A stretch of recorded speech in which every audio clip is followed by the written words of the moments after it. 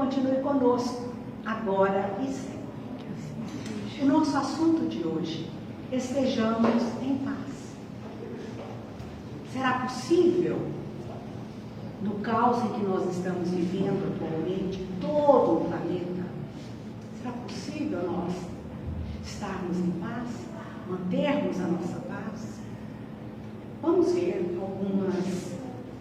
alguns conselhos dos Espíritos de luz que nos inspiram a todos e que ditam, através da mediunidade de alguns amigos, mensagens de sabedoria para todos nós. Hoje nós vamos examinar um texto de Emmanuel, que tem esse mesmo título: Estejamos em paz. Ele diz assim, começa citando o Evangelho de João 20:19. Paz seja convosco. São palavras de Jesus, lá no Evangelho de João. E é muito interessante nós notarmos que em todos os graves momentos da vida do Cristo, ele citou a palavra paz. Desde a manjedoura, ele não citou, mas os Espíritos de luz que vieram recebê-lo e anunciar a sua chegada, eles falaram para os pastores que a paz esteja entre vocês.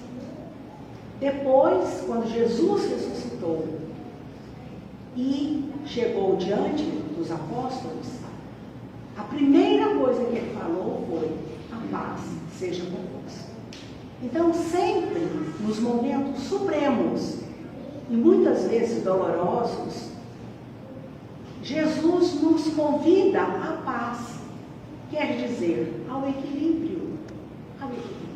Porque nós temos tendência, pelas nossas imperfeições, pelas nossas emoções ainda muitas vezes em desequilíbrio, nós somos muito suscetíveis, muito melindrosos, e às vezes por coisas até pequenas e rotineiras para os outros, quando chegam batendo a nossa porta, nós pulamos feio, nós reclamamos, nós choramos, nós muitas vezes não aceitamos. E o fato da inaceitação numa circunstância que nos é imposta pelo alto, chega a ser uma ignorância.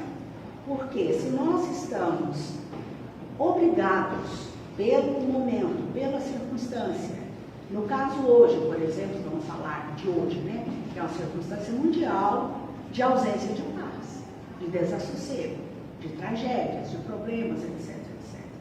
Se nós não aceitarmos e ficarmos reclamando e supervalorizando aquilo que muitas vezes está até suave para nós e que é muito mais tenebroso muitas vezes para outras pessoas, em outras regiões, em outros países, em outras situações, por exemplo, as situações de guerra em determinadas faixas do planeta, aliás, em inúmeras, né? Outras tragédias, além das naturais que já estão acontecendo, como a fome, como o desespero, como a violência, que nós que estamos aqui, via de regra, ainda não estamos enfrentando. E pode ser que nunca enfrentemos ainda nessa vida. E muito menos acontecerá em outras, porque certamente estaremos um pouco melhores, merecendo coisas melhores. Ainda assim, não vamos supor que aqueles que sofrem tragédias, que sofrem problemas maiores do que os nossos, atualmente, que eles sejam maus. Não é verdade? Porque quando acontece uma tragédia, nós estamos diante de uma provação coletiva. O planeta está em provação geral, isso é geral. Então, que nós nos sintamos, não sejamos aqueles que tenham a pretensão de sermos melhores do que os nossos irmãos. Está acontecendo, mas é longe. Mas é longe, eu não sei aonde. Então, mas nós estamos vendo também que acontecem coisas que nunca tinham acontecido no Brasil, fenômenos naturais que já estão acontecendo, né? Por causa das tais mudanças climáticas e outras questões. Okay? Vamos então falar com Emmanuel, porque ele sabe mais e ele pode nos acalmar mais. Ele diz assim, comentando a fala de Jesus em João: paz seja convosco. Ele começa dizendo: não carregues em torno de teu caminho o peso morto da aflição inútil. Olha só, ele põe como peso morto da aflição inútil. O que é a aflição inútil? Toda aflição, ela é inútil. Toda aflição é inútil. Por quê? Porque em desespero nós não enxergamos um caminho. Nós não enxergamos, nós perdemos a calma, nós perdemos aquilo que foi citado nessa música bonita que o Marcelo cantou agora por último. Ele falou, paz e caridade e oração, alívio para o coração. Quem em desespero ora? Nós rezamos, nós oramos quando estamos desesperados? Não é verdade? Nós fazemos a caridade? Às vezes a caridade do silêncio, ou a caridade da conversa útil, do consolo, por exemplo. Não, quando nós estamos em desespero, em aflição. Então, por isso é que nós podemos dizer, sem medo de errar, que toda aflição é inútil, porque ela não resolve, por isso ela é inútil. Ela faz sofrer aquele que está aflito, e todo mundo que está em torno de quem está aflito acaba sendo contaminado pela aflição daquela pessoa, não é mesmo? E isso não resolve o problema, seja ele qual for. Então, por isso, nós devemos fazer um culto verdadeiro, entronizar a paz, dar um status diferente para a palavra paz em nós, principalmente em nós, porque nós podemos colocar a paz no mundo, sim, através da oração, mas principalmente através das nossas atitudes pessoais. Mas eu sou ninguém. Claro, eu sou ninguém. Ai de mim se achar que sou mais que ninguém, né? Porém, eu posso fazer muito pela paz que eu estou construindo em mim. Porque a paz, assim como a aflição, ela contamina a gente, contamina as pessoas. Então, uma pessoa com mais calma, ela vai contaminar o ambiente em que ela vive. E, portanto, aquele ambiente vai ser mais sereno. Diz Emmanuel que quando a pessoa ora e quando a pessoa pensa constantemente no bem, ela é maioria. Presta atenção, gente, vamos prestar atenção. Ela é maioria, ainda que esteja no meio de uma multidão de malfeitores. O que significa isso? O ópio. Eu estou falando assim de bobeira, mas é claro que todo mundo entendeu. Que quando uma pessoa é bondosa, ela faz a caridade, ela cultua e cultiva a paz em si.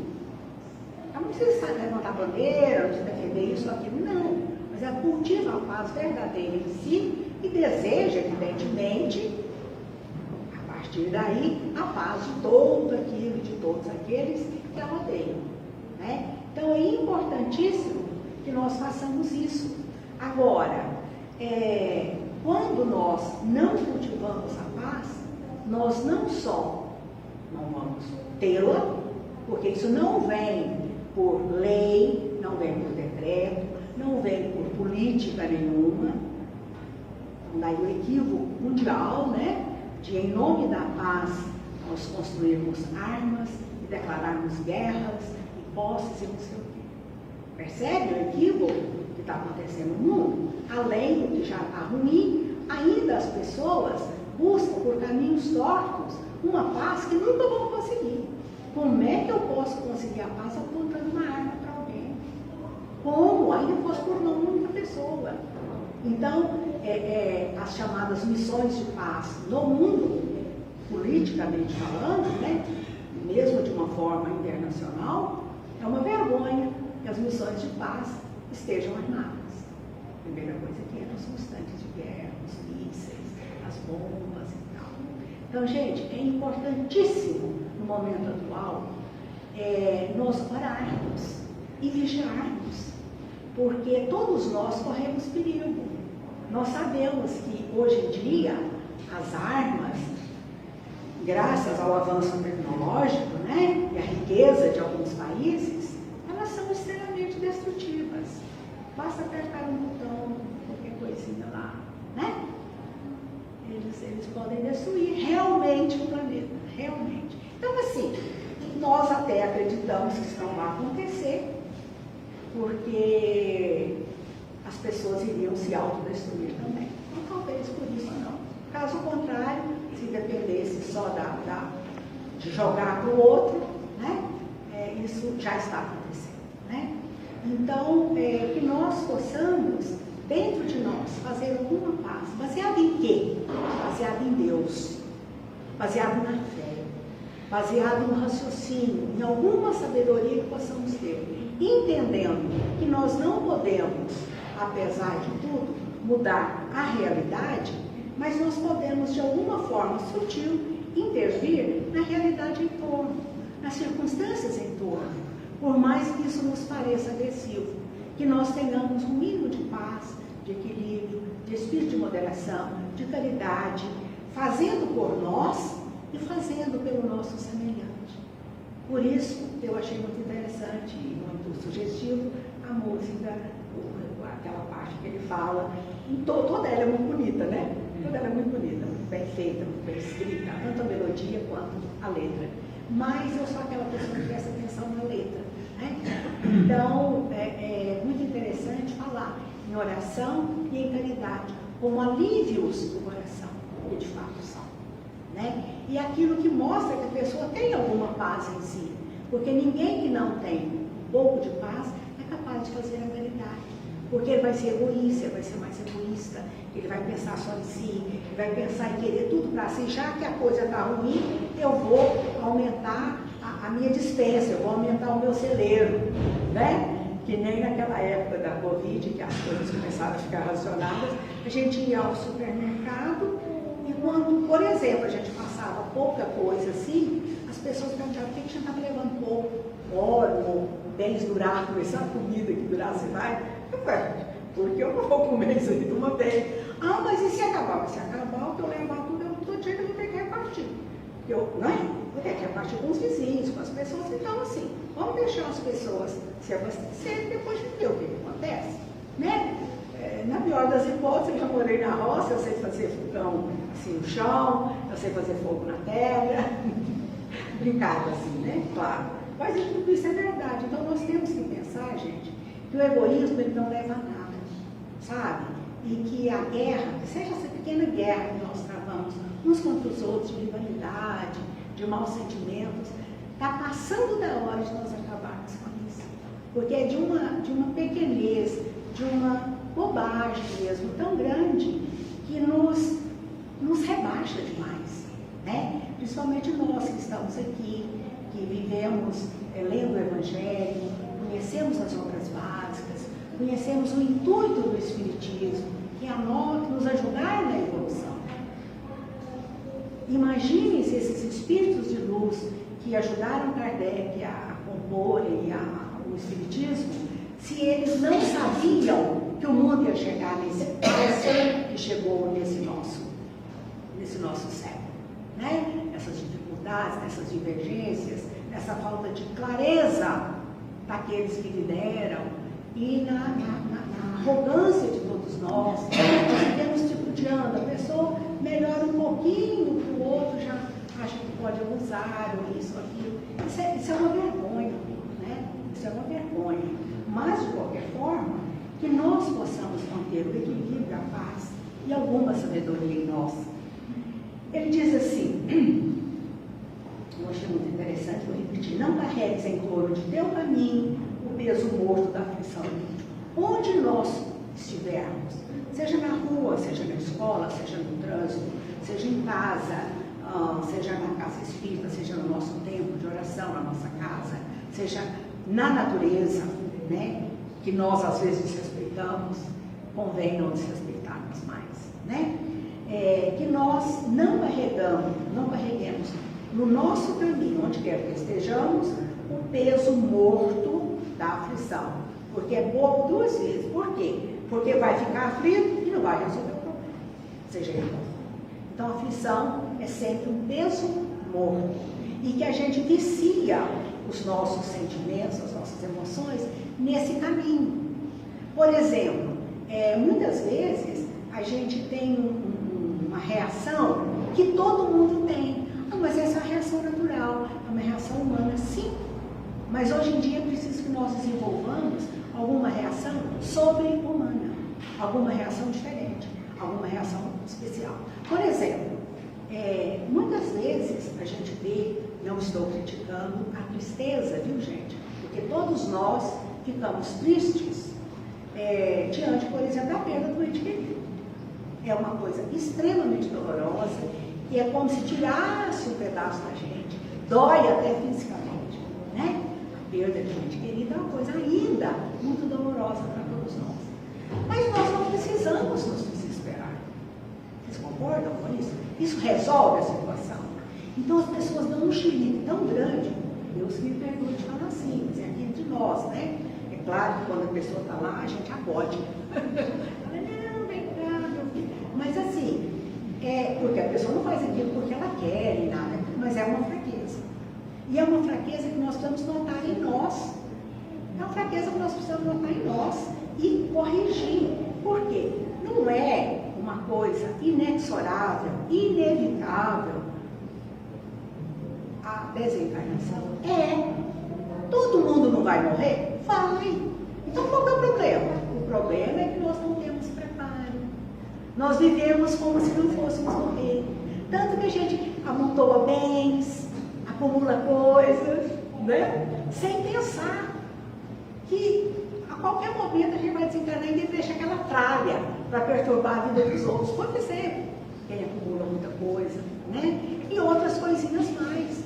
Então é preciso nós refletirmos nessas questões, porque o equilíbrio é a demonstração da paz. A gente não faz isso para mostrar para os outros. A gente deve fazer isso como um treino para nós mesmos, diante da realidade que nós vamos enfrentar a qualquer momento. Então, graças a Deus, nós temos família, nós temos, né? Pessoas que nós amamos, amigos, e temos, graças a Deus, muitos. E todos eles vão fazer falta aqui na Terra. E quando partir, que nós saibamos agradecer a eles e a Deus, tê-los conhecido e desfrutado e aprendido com eles. Né? Que é uma bênção nós podemos fazer isso. Nós fazemos uma oração agradecendo aquela pessoa o que nós aprendemos com ela, o que nós convivemos, o que nós vivemos, o que nós trocamos, o que nós compartilhamos. É tão lúcido isso e claro isso, e é bom que nós pensemos nisso. Então, que não seja uma tragédia. Por quê? Porque o nosso sentimento, muitas vezes, vai está viciado numa espécie de coisa, de manifestação, que os outros esperam que nós façamos. O pai da fulana morreu, ela não chorou. O pai dela tem a forma dela de orar, de equilibrar, e de sentir a gratidão pelo pai. E está tranquila, porque ele fez a parte dela, ela fez a parte dela também. Foi uma convivência feliz, de aprendizado, de enriquecimento mútuo. Chegou a hora, não é? Chegou a hora. Então, agradecemos a Deus toda a oportunidade de compreensão das coisas essenciais. E entendemos também, por exemplo, na manutenção da nossa própria paz, que a morte é parte da vida, é apenas um processo. E se nós não pensarmos assim, já nós vamos sofrer mais. Outro dia eu estava conversando com o meu filho e eu falava para ele assim, nós precisamos comer menos, né? Ele falou, por quê, mãe? Não sei o quê. Eu tinha que comer menos, porque no plano espiritual não tem a comida sólida como nós temos aqui. Então, como é que a gente vai fazer? Se o médico fala que você tem que fazer dieta, eu não fico sem açúcar, eu estou triste porque eu não posso tomar tal coisa. Gente, nós temos uma fartura ainda aqui no Brasil, né? Graças a Deus, uma fartura tão grande que até é ridículo nós falarmos isso. Mas eu estou falando de mim mesmo, não estou falando de vocês não, que eu tenho certeza que vocês são melhores. Mas assim, pequenos detalhes da nossa vida que nós podemos ir pensando neles, que a gente nunca pensa. A gente vive desesperadamente para ter coisa, para ter dinheiro, para passear, para gastar aquele dinheiro, não sei o quê, para guardar coisa para os filhos. Nós não sabemos. Nós não sabemos. Porque tudo é incerto, a política é incerta, as finanças são incertas, tudo é incerto. Então, como está lá no livro dos Espíritos, numa questão, quando Kardec pergunta para os espíritos o que era necessário materialmente para a pessoa ser feliz. Kardec perguntou para os espíritos superiores, o que responderam? O suficiente. Eu estava comentando essa questão, uma pessoa falou assim, mas o suficiente é diferente de pessoa para pessoa. Eu falei, sim, inclusive de acordo com a evolução e compreensão. Não é verdade? Então eu posso dizer, não, roupa de luxo é necessário para mim. Aposto necessário. Hein? Aposto necessário. Não é? Então, mas o que exatamente o que a pessoa questionou, né? Que o necessário seria diferente, lógico que as pessoas são diferentes, a compreensão é diferente, né? E aí essa aposta necessária a pessoa pode falar ali o que ela quiser. E aí as pessoas falam, isso e aquilo, não sei o quê, cada um tem um argumento, mas o que nós queremos dizer? De acordo com a compreensão, de acordo com a evolução, de acordo com o aprimoramento. Porque o próprio Cristo passou na Terra, lógico, numa época longínqua, mas ele não tinha, como dizia, uma pedra onde repousar a cabeça, né? Ele vivia, digamos assim, da caridade alheia, ora numa casa, ora em outra, enfim. E é claro que a situação hoje seria diferente, né? Mas tudo é de acordo com a época. Mas o que nós queremos dizer é que há hoje, apesar de tudo que nós sabemos, ainda nós, eu digo, supervalorizamos os bens materiais. Supervalorizamos o status quo, ou seja, a condição que a pessoa tem. Né? Uma pessoa mais assim, nossa, vem cá, vou contar o tapete vermelho para você. Não é assim? Então isso é muito comum, é quase que natural. Então que nós não sejamos pessoas tão comuns, né? De supervalorizarmos os bens materiais. Pensemos sobre isso. É uma questão de paz interior, né? Diz o Emmanuel, retamente cumprido, e entregar à sabedoria divina a ansiedade que nos procura. Ou seja, nós nos recolhemos em nós mesmos, de acordo com o dever retamente cumprido, ou seja, a paz de consciência. Gente, paz de consciência, isso não tem preço. Então, se você cumpre o seu dever retamente, cada um cumpre o seu dever, não interessa o que o outro pensa, mas você cumpriu, tem aquilo que está proposto, aquilo que você entendeu, que a gente entendeu, que é nosso dever. Isso é muito relativo, muito pessoal, né? Então, por isso não é necessário, não é preciso que nós julguemos os outros, mas que nós nos analisemos. E até hoje, mesmo eu li uma lição do Emmanuel, não tem nada a ver diretamente com esse assunto, mas eu fiz uma associação. Nessa lição, ele chama-se A Grande Novidade. Eu nunca tinha lido essa parte. E eu leio o Página do Emmanuel todo santo dia. No nosso culto, nas nossas coisas em casa, todo dia a gente lê Emmanuel. Sabe, assim, porque realmente não tem o que falar, né, de tão bom que é. E essa nós nunca tínhamos lido. Um livro que estava até desfolhado. E chama Urgência, não sei se vocês conhecem. E ele fala, a grande novidade, eu falei, gente, olha que coisa curiosa, vamos ler essa, a grande novidade. Que novidade será, né? Ele fala que a grande novidade é o autoconhecimento. Olha que coisa! Eu achei tão legal, porque eu gosto desse assunto, né? Ele fala que a grande novidade é a pessoa entender que ela tem que se descobrir, que ela tem que ver o que tem dentro de si, ela tem que se conhecer. É o tal do autoconhecimento. Ele fala que é a grande novidade. Hoje em dia, tá aqui, ele escreveu isso tem uns 50 anos talvez, né? Mas ainda assim, 50 anos, para nós, é pouco tempo, né? Ainda é muito atual. Porque muita gente se fala, olha, o seu problema está com você que resolve a sua vida, você que dá conta de si, você deve, as pessoas não aceitam. Acha não, que é o governo que tem que fazer a escola, ou o outro, ou o pai, ou a mãe, ou alguém fora de mim. Não, alguém dentro de mim, eu mesmo, que tenho que resolver minha vida, sendo adulta, né, bem orientada, da minha conta, exclusivamente, né? Diz ele também que para nós entregarmos à sabedoria divina a ansiedade que nos procura, a afeição de labareda invisível. A pessoa ansiosa é como se tivesse um fogo no coração, não é? Aquela preocupação com o dia de amanhã, com como que vai ser isso, como vai ser aquilo, se o fulano vai chegar, se o outro está doente, se o outro sarou, se o outro não vai pagar, se o dinheiro vai dar, enfim, mil motivos para nós sentirmos ansiedade. Só que devemos ter um controle, entregar à sabedoria divina aquilo que nós não podemos resolver, por enquanto. E esperar agindo, não é esperar sentado, né? Esperar fazendo aquilo que for compatível com a situação, sem o tal do desespero, sem a tal da aflição e sem a tal da ansiedade, que não é fácil, porque a ansiedade é um verdadeiro vício de todos nós. Todos nós temos mais ou menos ansiedade, preocupação, né? Que é uma ansiedade por aquilo que ainda vai acontecer, que ainda não está acontecendo, que às vezes nem vai acontecer.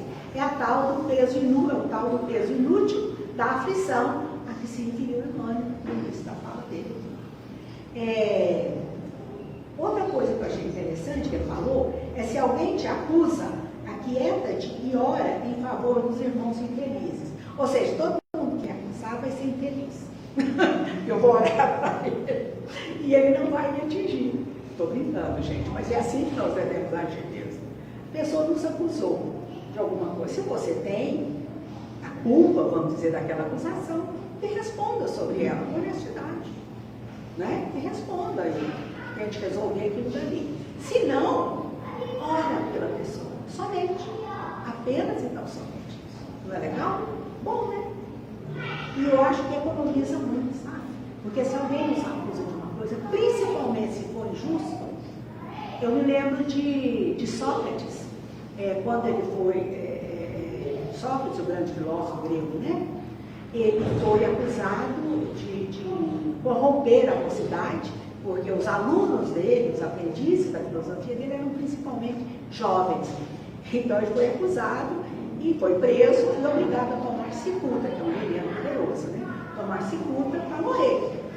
E ele estava na prisão e a esposa dele foi lá visitar. E ela chorava e falava: mas é injusto, Sócrates, é injusto. E ele falou para ela: mas você queria que fosse justo? Você queria que eu fosse condenado com justiça? Que bom que eu fui condenado injustamente. Olha que coisa boa da gente aprender, né? Porque se o outro que me acusa não tem razão, eu vou me consciência tranquila. E o problema vai ser dele, porque ele está sendo injusto, não é? Ele está pecando, vamos dizer. Então, se alguém te acusa, quieta-te e ora em favor dos irmãos infelizes. Se alguma circunstância te contraria, acerena tua alma e aguarda que os acontecimentos te favoreçam. Então, se alguma circunstância nos contraria, e convenhamos, estamos sempre sendo contrariados, né? Que saibamos fazer isso, que saibamos lidar com isso, até que a situação não seja favorável.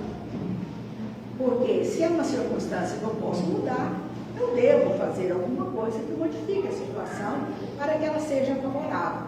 Mas muitas vezes é uma coisa que está me contrariando, mas que eu não posso fazer nada.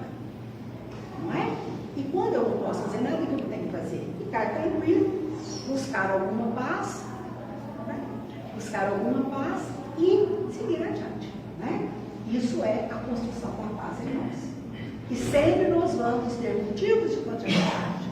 Se você olha uma coisa no jornal, você acha ruim. Se você vê uma coisa na rua injusta, a gente acha ruim.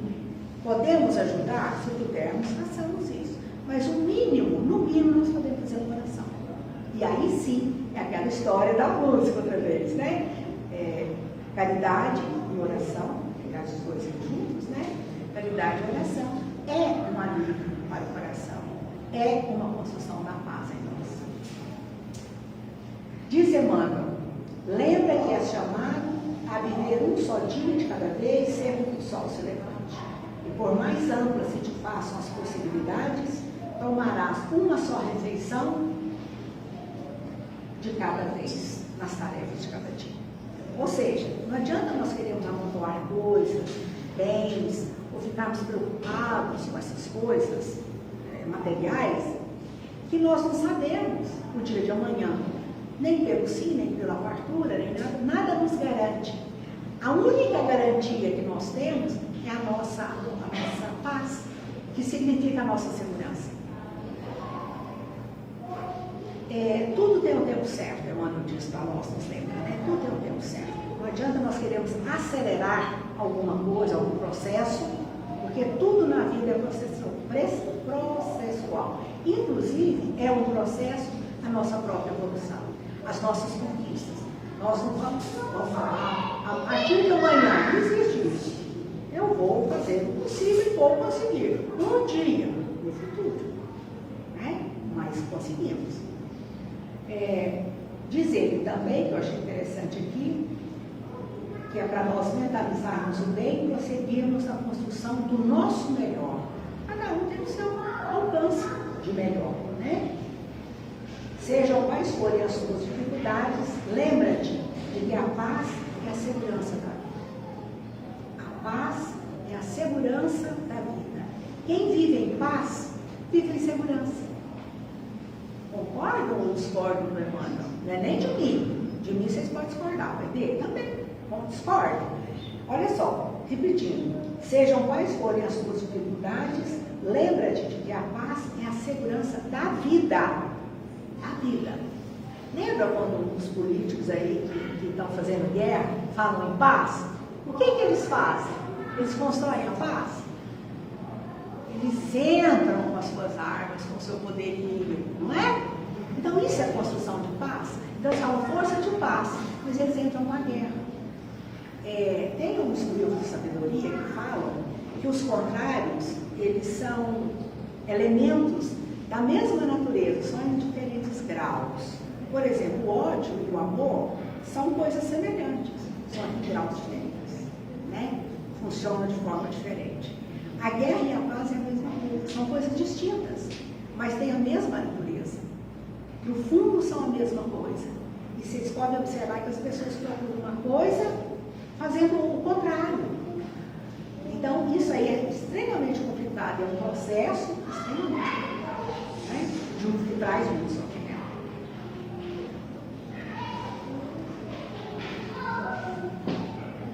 Então, lembrando que sempre, Jesus se manifestou na Terra trazendo a paz. Ele começou dizendo, né? Só para significar o contrário e para as pessoas entenderem melhor, que ele não tinha trazido a paz, mas a espada. Lembram dessa fala dele? Eu trouxe a paz, eu trouxe a espada e não a paz. Porém, uma espada diferente. Não a espada que fere, mas a espada que constrói, a espada da força de vontade. E muitas vezes ele feria a si mesmo. Então a pessoa que busca a paz, muitas vezes ela leva prejuízo. Muitas vezes ela sofre injustiça de todo tamanho. Isso é possível. E é muito fácil de acontecer.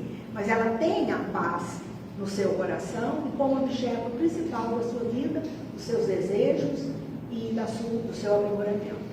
Então, que nós possamos ser esses pacificadores que oram, que esperam em Deus, que confiam principalmente em si mesmos, mas que tenhamos segurança de que nós estamos certos e nos basta, por enquanto, a paz de consciência. Que Jesus nos abençoe a todos, muita paz para todos nós. Obrigada.